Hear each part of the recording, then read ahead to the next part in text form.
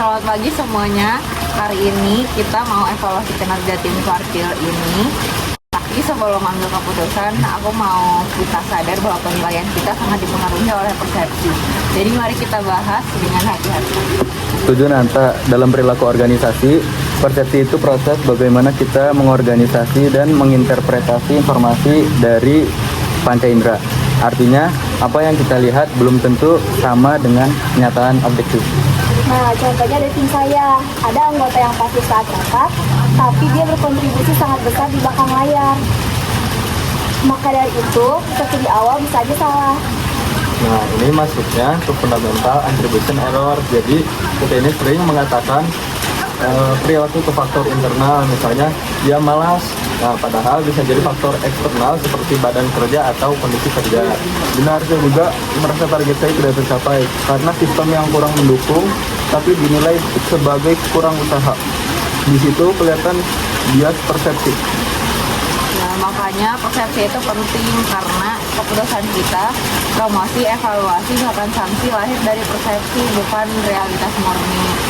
Selain itu, ada juga jalan pintas persepsi, misalnya halo efek. Kalau satu orang punya satu sifat positif, kita cenderung menilai semua aspek dirinya positif. Atau persepsi selektif, jadi kita hanya fokus pada informasi yang sesuai dengan sudut pandang kita dengan mengabaikan yang lain. Nah, itu berbahaya kalau langsung dipakai buat keputusan.